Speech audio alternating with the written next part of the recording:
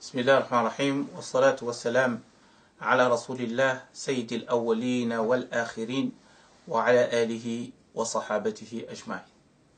Chers frères et sœurs, nous sommes aujourd'hui aux 10 derniers jours du mois de Ramadan. Le point le plus important à savoir et à connaître, c'est l'importance de ces 10 derniers jours. Car on ne peut pas s'atteler à adorer Allah subhanahu wa ta'ala de manière intensive sans connaître l'importance de cette nuit. Connaître la valeur d'une chose nous pousse et nous incite à s'intéresser plus à cette chose. Allah subhanahu wa ta'ala nous dit dans sourate Inna anzalnahu fi laylatil qadr. Allah nous dit que le Coran a été révélé durant ce mois. Donc c'est le mois du Coran. Deuxièmement, il nous dit, durant ce mois, il y a une nuit qui s'appelle Laylatul Qadr, la nuit du destin ou bien la nuit de la valeur. Et puis Allah subhanahu wa ta'ala nous dit, Tanazzalul malaikatu war-ruh, des anges, y compris Jibril, vont descendre sur terre. 3 événements importants. La descente du Coran, la parole divine, la parole d'Allah subhanahu wa ta'ala, qui est venue pour guider les gens. Alif Lam Mim Zalika al-kitabu la rayba fihi hudan lil muttaqin, une guidance pour ceux qui craignent Allah subhanahu wa ta'ala. Mais en même temps, il y a une nuit qui vaut plus que 1000 mois.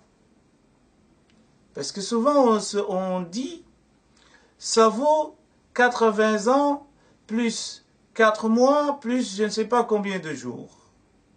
Ben non, c'est une erreur. Il faut dire, elle vaut plus que 1000 mois. Ça veut dire qu'il ne faut plus rester sur les 80 ans ou les 84 ans. Allah subhanahu wa ta'ala dit khayrun min alf shahr, c'est meilleur. C'est-à-dire, il ne faut pas se limiter à cela. Ça, c'est le deuxième point. Et le troisième point, chers frères et sœurs, c'est qu'Allah subhanahu wa ta'ala nous dit que les anges vont descendre et que ce sera une nuit de paix jusqu'à l'aube. Alors la question que je me suis posée, c'est pourquoi les anges descendent. Pourquoi les anges, particulièrement, Laylatul Qadr, ils descendent sur terre. Avec leur chef, l'ange le plus important, qui est l'émissaire d'Allah subhanahu wa ta'ala, entre lui et ses messagers et prophètes, à travers l'histoire. Jibril sera parmi nous, chers frères et sœurs. Vous imaginez que vous allez tourner dans un coin et que probablement Jibril était là. Les anges remplissent la terre, chers frères et sœurs. C'est important. C'est plus qu'important. Alors, pourquoi les anges descendent? Alors, Ibn Rajab al-Hanbali, ce grand savant nous dit, les anges descendent pour témoigner d'une chose. Rappelez-vous que lorsque Allah subhanahu wa ta'ala il a créé Adam alayhi salam, il avait demandé aux anges de se prosterner pour lui. Une prosternation pour le respect. C'est ce qu'on appelle une prosternation de respect, mais ce n'était pas une prosternation d'adoration. Sujoud ou ta'zim, wa laysa sujoud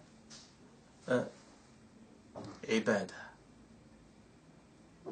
Et donc, Allah nous dit Inni ja'ilun fil ardi khalifa.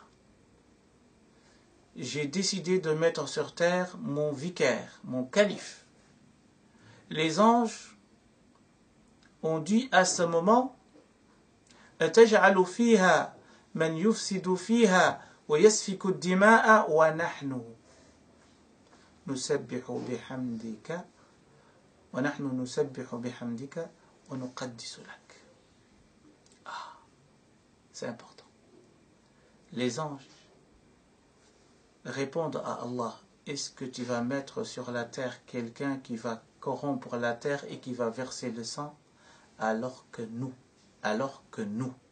وَنَحْنُ نُسَبِّحُ بِحَمْدِكَ, nous t'exaltons Allah, نُسَبِّحُ بِحَمْدِكَ وَنُقَدِّسُ لَكَ, et nous te faisons des louanges infinies. Pourquoi? En fait, la question est, pourquoi tu ne nous as pas choisis? Nous qui ne sommes pas capables de commettre des péchés, nous n'allons pas verser le sang sur terre. Nous n'allons pas corrompre cette terre. Donc, nous sommes plus aptes. C'était ça, en fait, la question des anges. Mais Allah, il a choisi l'être humain. Pourquoi?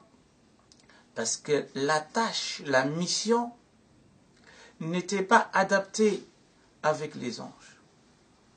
Ou n'était pas adaptée aux anges. Pourquoi? Parce que l'ange ne peut pas désobéir à Allah. Allah, il a voulu quelqu'un qui sait l'adorer et qui sait l'obéir et qui sait en même temps le désobéir. Il lui a donné cette liberté. Et la nuit de Laylat al-Qadr, les anges vont descendre sur terre. C'est Allah qui leur a demandé de descendre sur terre. Et ils vont voir les mosquées remplies pendant ces 10 derniers jours.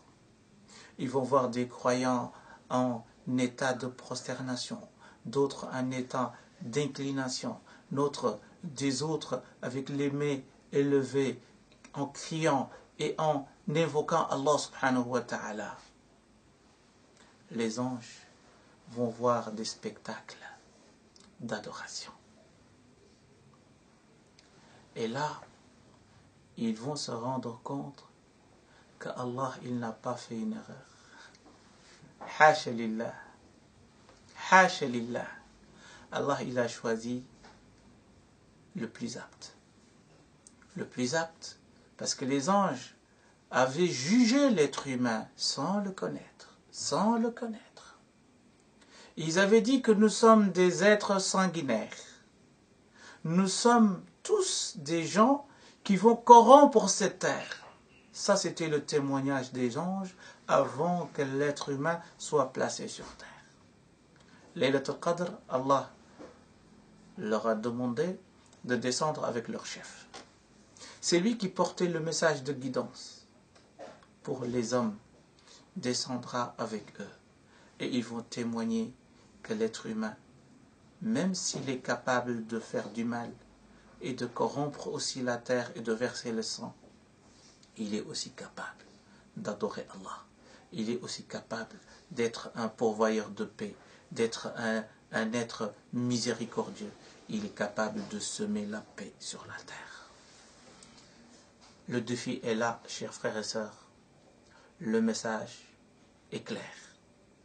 Les musulmans, surtout dans ces périodes difficiles, où on entend des attentats partout, où on voit le sang partout, autant de guerres, il est temps que les musulmans prennent leur destin en main et suivent les enseignements délivrés par le Coran et délivrés par le prophète de la miséricorde, Muhammad sallallahu alayhi wa sallam, et d'être des êtres pourvoyeurs de paix et de miséricorde. Wassalamu alaykum wa rahmatullahi ta'ala wa barakatuh.